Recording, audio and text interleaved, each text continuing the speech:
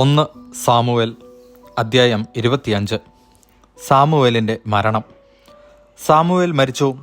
ഇസ്രായേല്യർ ഒരുമിച്ച് കൂടി അവനെ ഓർത്ത് വിലപിച്ചു. റാമായിലുള്ള സ്വന്തം ഭവനത്തിൽ അവനെ സംസ്കരിച്ചു. ദാവീദ് പാരാൻ മരുഭൂമിയിൽ പോയി പാർത്തു. ദാവീദും അബിഗായിലും. കാർമലിലെ ഒരു വ്യാപാരി മാവോനിലുണ്ടായിരുന്നു. വലിയ ധനികനായിരുന്നു. അവന് 3000 ചെമ്മരിയാടുകളും 1000 കോലാടുകളും ഉണ്ടായിരുന്നു. കാർമലിൽ വെച്ചാണ് ആടുകളുടെ രോമം കത്രിച്ചിരുന്നത്. കാലബ് വംശജനായ അവൻ്റെ പേര് നാബാൽ എന്നും ഭാര്യയുടെ പേര് അബിഗായിൽ എന്നുമായിരുന്നു. അവൾ വിവേകവതിയും സുന്ദരിയുമായിരുന്നു. അവനാകട്ടെ ഹീനനും ദുഷ്കർമ്മിയും. നാബാൽ ആടുകളുടെ രോമം കത്രിക്കുകയാണെന്ന് മരുഭൂമിയിൽ വെച്ച് ദാവീദ് കേട്ടു. അവൻ 10 ചെറുപ്പക്കാരെ വിളിച്ച് കാർമലിൽ ചെന്ന് നാബാലിനെ എൻ്റെ പേരിൽ അഭിവാദനം ചെയ്യുക എന്ന് പറഞ്ഞയച്ചു. നിങ്ങൾ ഇപ്രകാരം പറയണം: നിനക്ക് സമാധാനം, നിന്റെ ഭവനത്തിനും നിനക്കുള്ള സകലതിനും സമാധാനം. നിനക്ക് ആടുകളുടെ രോമം കത്തിരിക്കുന്നവരുണ്ടെന്ന് ഞാൻ അറിയുന്നു. കാർമലിൽ ആയിരുന്ന കാലമെല്ലാം നിന്റെ ഇടയന്മാർ ഞങ്ങളുടെ കൂടെയായിരുന്നു. ഞങ്ങൾ അവർക്ക് ഒരു ഉപദ്രവവും ചെയ്തില്ല. അവർക്ക് നഷ്ടമൊന്നും വന്നതുമില്ല. നിന്റെ ഭൃത്യന്മാരോട് ചോദിച്ചാൽ അവർ ഇത് പറയും. അതിനാൽ എൻ്റെ ദാസന്മാരോട് പ്രീതി കാണിക്കണം. ഒരു വിശേഷ ദിവസമാണ് ഞങ്ങൾ വരുന്നത്. നിന്റെ പുത്രനായ ദാവീദിനും നിന്റെ ദാസന്മാർക്കും നിന്റെ കൈവശമുള്ളത് തരണമെന്ന് അപേക്ഷിക്കുന്നു. ദാവീദിൻ്റെ ദാസന്മാർ ചെന്ന് ഇത് അവൻ്റെ നാമത്തിൽ നാബാലിനോട് പറഞ്ഞിട്ട് കാത്തുനിന്നു. നാബാൽ അവരോട് ചോദിച്ചു: ആരാണ് ഈ ദാവീദ്? ജെസ്സിയുടെ പുത്രൻ ആരാണ്? യജമാനനിൽ നിന്ന് തെറ്റിപ്പിരിഞ്ഞു പോകുന്ന ഭൃത്യന്മാർ ഇക്കാലത്ത് ധാരാളമുണ്ട്. എൻ്റെ ആടുകളുടെ രോമം കത്തിരിക്കുന്നവർക്കായി ഒരുക്കിയിട്ടുള്ള ഇറച്ചിയും അപ്പവും വെള്ളവും എടുത്ത് എവിടെ നിന്ന് വന്നുവെന്നുപോലും അറിഞ്ഞുകൂടാത്തവർക്ക് കൊടുക്കണമെന്നോ? അവർ തിരിച്ചു വന്ന് എല്ലാ വിവരവും ദാവീദിനെ അറിയിച്ചു.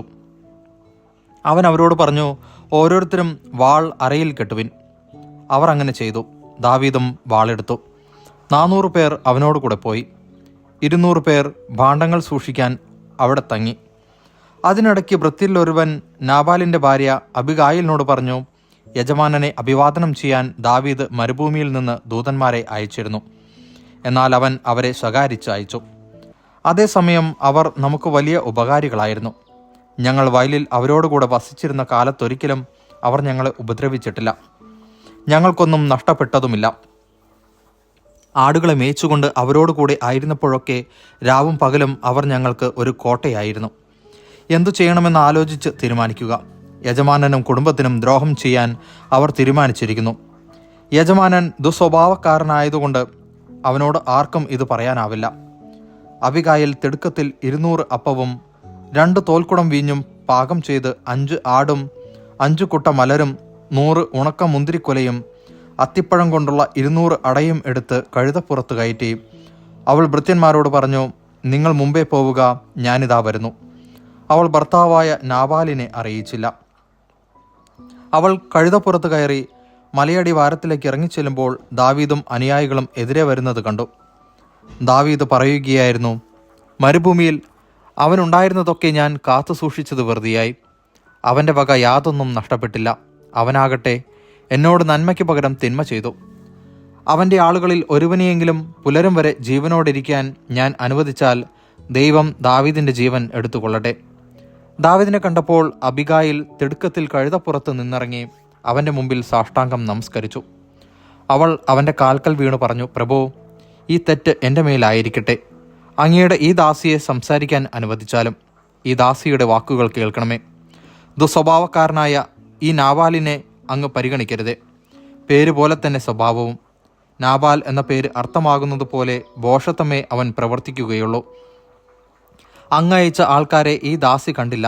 പ്രഭോ, അങ്ങയുടെ കൈകൊണ്ടുള്ള രക്തച്ചൊരിച്ചിലും പ്രതികാരവും കർത്താവ് തടഞ്ഞതുകൊണ്ട് കർത്താവും അങ്ങും ആണേ. അങ്ങയുടെ ശത്രുക്കളും അങ്ങയുടെ നാശം അന്വേഷിക്കുന്നവരും നാബാലിനെ പോലെ ആയിത്തീരട്ടെ. ഇപ്പോൾ അങ്ങയുടെ ദാസി കൊണ്ടുവന്നിരിക്കുന്ന കാഴ്ച സ്വീകരിച്ച് അനുചരന്മാർക്ക് നൽകിയാലും ഈ ദാസിയുടെ അപരാധം ക്ഷമിക്കണമേ. കർത്താവ് അങ്ങേക്ക് വിശ്വസ്തമായ ഒരു ഭവനം പണിയും. എന്തെന്നാൽ കർത്താവിന് വേണ്ടിയാണ് അങ്ങ് യുദ്ധം ചെയ്യുന്നത്. ആയുഷ്കാലത്തൊരിക്കലും അങ്ങിൽ തിന്മയുണ്ടാകുകയില്ല. ആർ അങ്ങയെ പിന്തുടർന്ന് ജീവഹാനി വരുത്താൻ ശ്രമിച്ചാലും അങ്ങയുടെ പ്രാണനെ ദൈവമായ കർത്താവ് നിധി എന്ന പോലെ സൂക്ഷിച്ചുകൊള്ളും. അങ്ങയുടെ ശത്രുക്കളുടെ ജീവനാകട്ടെ കവിണയിൽ നിന്നെന്ന പോലെ അവിടുന്ന് തെറിപ്പിച്ചു കളയും. കർത്താവ് വാഗ്ദാനം ചെയ്തിരിക്കുന്ന എല്ലാ നന്മയും പൂർത്തിയാക്കി അങ്ങയെ ഇസ്രായേൽ രാജാവാക്കും. അപ്പോൾ കാരണമില്ലാതെ രക്തം ചിന്തിയെന്നോ സ്വന്തം കൈകൊണ്ട് പ്രതികാരം ചെയ്തെന്നോ ഉള്ള വ്യഥയും മനസാക്ഷിക്കുത്തും അങ്ങേക്കുണ്ടാവുകയില്ല. കർത്താവ് നന്മ വരുത്തുമ്പോൾ അങ്ങയുടെ ഈ ദാസിയെയും ഓർക്കണമേ. ദാവീദ് അബിഗായിലിനോട് പറഞ്ഞു, ഇന്ന് നിന്നെ എൻ്റെ അടുത്തേക്ക് അയച്ച ഇസ്രായേലിൻ്റെ ദൈവമായ കർത്താവ് വാഴ്ത്തപ്പെടട്ടെ.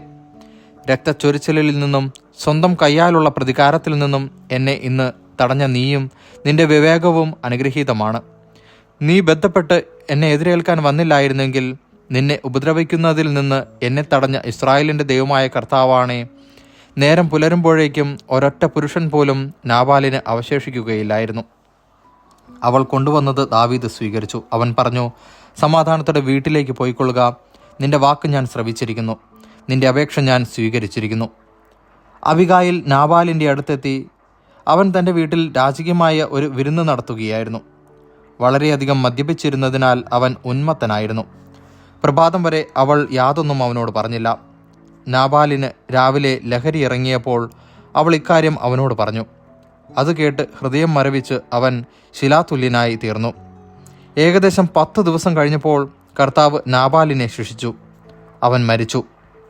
നാബാലിൻ്റെ മരണവാർത്ത കേട്ടപ്പോൾ ദാവീദ് പറഞ്ഞു, അവൻ എന്നോട് കാണിച്ച നിന്ദയ്ക്ക് പകരം ചോദിക്കുകയും അവിടുത്തെ ദാസനെ തിന്മയിൽ നിന്ന് രക്ഷിക്കുകയും ചെയ്ത കർത്താവ് വാഴ്ത്തപ്പെടട്ടെ. നാബാലിൻ്റെ ദുഷ്ടത കർത്താവ് അവൻ്റെ തലയിലേക്ക് തന്നെ അയച്ചിരിക്കുന്നു. അനന്തരം അബിഗായിലിനെ ഭാര്യയാക്കാനുള്ള ഉദ്ദേശത്തോടെ അവളോട് സംസാരിക്കാൻ ദാവീദ് ദൂതന്മാരെ അയച്ചു. അവർ കാർമലിൽ അബിഗായിലിൻ്റെ അടുത്ത് ചെന്ന്, ദാവീദിൻ്റെ ഭാര്യയാകുന്നതിന് നിന്നെ കൂട്ടിക്കൊണ്ടു ചെല്ലാൻ അവൻ ഞങ്ങളെ അയച്ചിരിക്കുകയാണ് എന്ന് പറഞ്ഞു. അവൾ എഴുന്നേറ്റ് നിലം പറ്റെ താണു തൊഴുതു പറഞ്ഞു, ഈ ദാസി എൻ്റെ യജമാനൻ്റെ ദാസന്മാരുടെ പാദം കഴുകേണ്ടവളാണ്. അബിഗായിൽ എഴുന്നേറ്റ് കഴുതപ്പുറത്തു കയറി 5 പരിചാരികമാരോടൊപ്പം ദാവീദിൻ്റെ ഭൃത്യന്മാരുടെ പിന്നാലെ പോയി. അവൾ ദാവീദിൻ്റെ ഭാര്യയായി തീർന്നു. ജസ്രയേലിൽ നിന്ന് അഹിനോവാമിനെയും ദാവീദ് ഭാര്യയായി സ്വീകരിച്ചു. ഇരുവരും അവൻ്റെ ഭാര്യമാരായി തീർന്നു. ദാവീദിന് ഭാര്യയായി നൽകിയിരുന്ന തൻ്റെ മകൾ മിഖാലിനെ സാവൂൾ ഗല്ലിംകാരനായ ലായിഷിൻ്റെ മകൻ ഫാൽത്തിക്ക് ഭാര്യയായി നൽകി.